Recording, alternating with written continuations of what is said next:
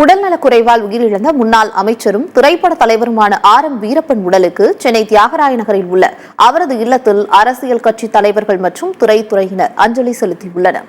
RM. Veerappan குடும்பத்தினருக்கு தங்களது ஆறுதலை கூறிக்கொண்டு செய்தியாளர்களை சந்தித்து ஆர்.எம். வீரப்பன் குறித்து பேசியுள்ளனர். வல்லத்தராகோட்டை எனும் ஒரு கிராமத்தில் பிறந்து தமிழக அளவில் மட்டுமல்லாமல் ஏன் இந்திய அளவிலே கூட தெரிந்த புகழ்பெற்ற ஒரு மூத்த அரசியல் தலைவராக தமிழக அரசியல் வானிலே வலம் வந்தவர் அருமை அண்ணன் ஆர்.எம். அவர்கள்.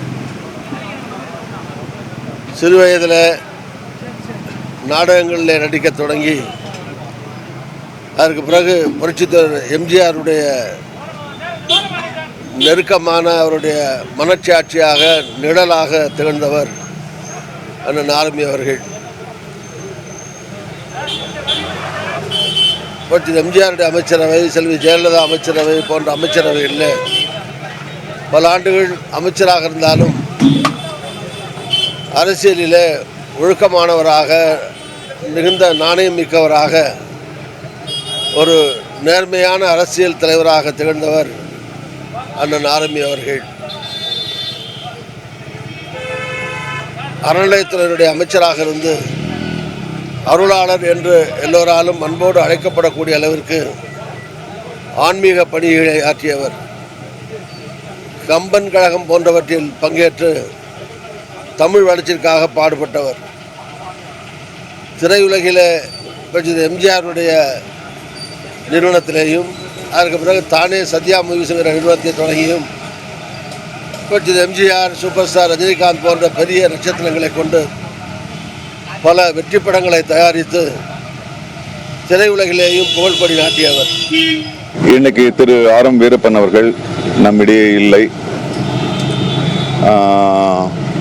இந்த 98 வயதில் நம்மை விட்டு சென்றாலும் மிக அற்புதமான ஒரு வாழ்க்கையை வாழ்ந்து நமக்கெல்லாம் உதாரணமாக விட்டு சென்றிருக்கின்றார்.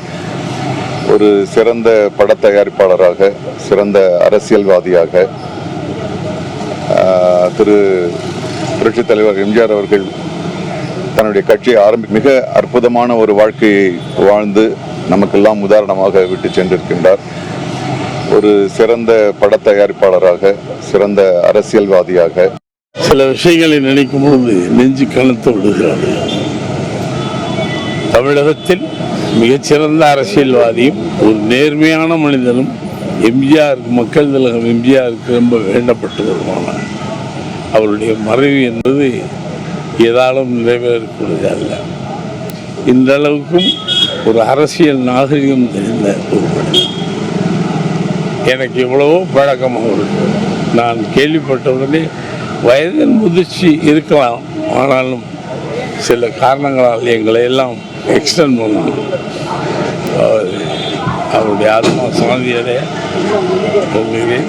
அந்த குடும்பம் மிகச்சிறந்த குடும்பம், ஒரு நாகரிகமான அரசியல்வாதி. ஆர்எம்ன்னு சொன்னாலே ஒரு நாகரிகமான அரசியல்வாதி. மக்கள் திலகம் எம்ஜிஆருக்கு வலது கடமாக இருந்தார். அவருடைய ஆத்மா சாந்தி அடைய. திராவிடர் இயக்கத்தினுடைய மூத்த முன்னோடிகளிலே ஒரு மிக முக்கியமான ஒரு தலைவருடைய மறைவு என்பது இருக்கிறது.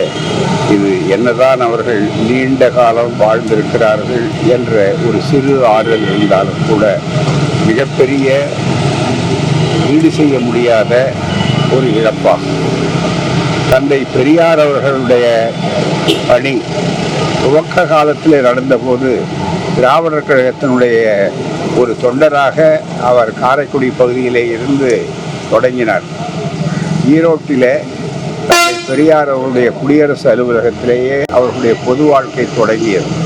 அதிலிருந்து அவர்கள் பல்வேறு நிலைகளிலே இருந்தாலும் அறிஞர் அண்ணா, அதே போல கலைஞர் அவர்கள், எம்ஜிஆர் அவர்கள், ஜெயலலிதா, கடைசியிலே மிகப்பெரிய அளவிற்கு இருக்கக்கூடிய அம்மையார், எம்ஜிஆர் அவர்களுடைய துணைவியார், அத்தனை பேருடைய அன்புக்கும் பாத்திரமானவர்கள் மட்டுமல்ல, எவரிடத்திலும் பான்மையோடு பழகக்கூடியவர்கள், பெரியாருடைய நூற்றாண்டு விழா சிறப்பாக ஓராண்டு எம்ஜிஆர் அரசால் கொண்டாடப்பட்டு பல்வேறு திட்டங்களை செய்தார் என்றால் அதற்கு அடித்தளமாக இருந்து அதற்கு வழிகாட்டியாக இருந்து எங்களையெல்லாம் கூட அவர்கள் கலந்து ஆலோசித்து பல திட்டங்களை வகுத்த பெருமைக்குரிய திராவிட இயக்கத்தினுடைய சாதனையாளர்களிலே அவர் மிக முக்கியமானவர்.